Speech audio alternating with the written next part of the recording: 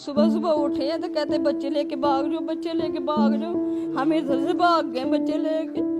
मेहनत मशक्कतें करके तो हमने बनाया था, अब इतनी जल्दी कैसे बनाएंगे। अस्सलाम वालेकुम नाजरीन, पाकिस्तान जिंदाबाद। सबसे पहले आप ये एक तस्वीर देखें कि जिसके अंदर एक खातून जो कि ईसाई हैं और बिलक बिलक के रो रही हैं और उसके साथ उसका एक मासूम तकरीबन 8-10 साल का एक बच्चा भी खड़ा है जिसने पाकिस्तानी परचम की तर्ज के कपड़े ज़ेब तन किए हुए हैं। इस मासूम फूल को क्या खबर थी कि 14 अगस्त के दिन, जिस दिन वो पाकिस्तान की जश्न आज़ादी की खुशियां मना रहा था, उससे ठीक 24 से 48 घंटों के अंदर उसके साथ एक ऐसा सानेहा होने वाला है जो शायद उसकी जिंदगी का सबसे भयानक और खौफनाक हिस्सा होगा। लेकिन इन तमाम तर सूरत हाल में जो कि जड़ावाला में हुई सबसे मस्बत चीज देखने को सामने आई है। और नाजरीन, हमेशा हम जानते हैं कि करने वाले 2-4 लोग होते हैं लेकिन बदनाम होने वाली सारी कम्युनिटी होती है।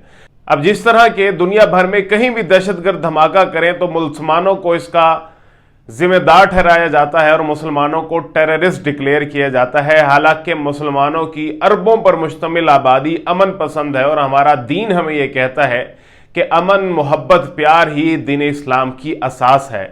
लेकिन होता यह है कि जड़ावाला के अंदर जितने भी तखरीबकार थे, तकरीबन 600 लोगों को नामजद किया गया है मुख्तलिफ मुकदमों में।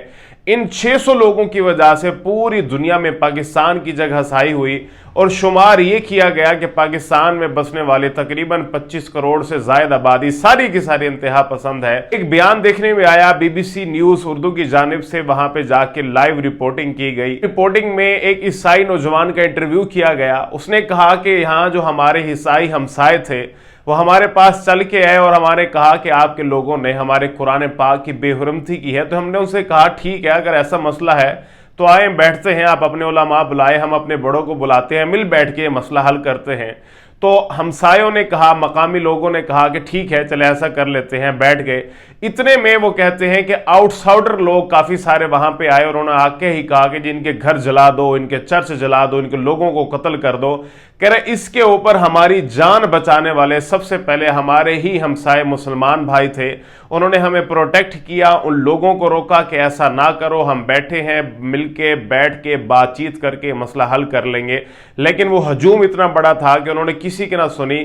लेकिन हमारे हमसायों ने अपनी जान पे खेल के हजूम के सामने खड़े और बिल आखिर हमारी जान बचाई और हम अपने बीवी बच्चों को यहाँ से लेकर मुख्तलिफ इलाकों की तरफ फरार होने में कामयाब हो गए। और एक खातून रोती बिलकती हुई ये बयान दे रही थी कि ऐसा लग रहा था कि जैसे पाक इंडिया भारत की जंग छिड़ गई हो और ना हमें दुपट्टा पहनने का होश था, ना जूते पहनने का। हम सिर्फ अपनी जान बचाने के लिए अपने बच्चों को लेके घरों से भागे कि आज हमारी सिर्फ जान बच जाए तो ये बड़ी बात है। और वो रोती हुई ये फरियाद भी कर रही थी कि मैंने सारी जिंदगी की एक एक पाई जमा करके मैंने अपना घर बनाया, घरों के अंदर मैंने अपना सारा जमा पूंजी इकट्ठी की, लेकिन इन लोगों ने सारी जला के रख दी।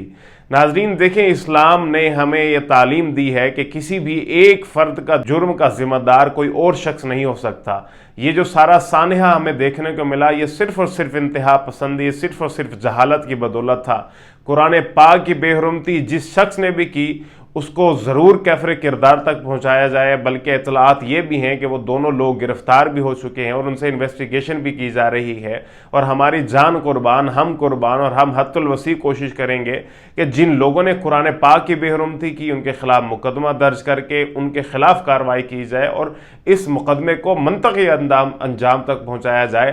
साथ ही हम ये भी मुतालबा करेंगे कि जिन लोगों ने नाजायज़ लोगों पर तशद्दुद किया, पूरी ईसाई कम्युनिटी के घर जला दिए, उनके चर्च जला दिए, उन इंतहा पसंदों के खिलाफ भी कड़ी से कड़ी कार्रवाई की जाए ताकि दुनिया को यह पैगाम जाए कि इस्लाम सिर्फ चंद लोगों का नुमाइंदा नहीं, बल्कि इस्लाम वो है जो हम दिखाएंगे कि हम तमाम फ़िरक़ों को, तमाम मज़ाहिब को अपनी कदर की निगाह से देखते हैं और उनको प्यार मोहब्बत से अपने साथ लेके चलने वाले हैं।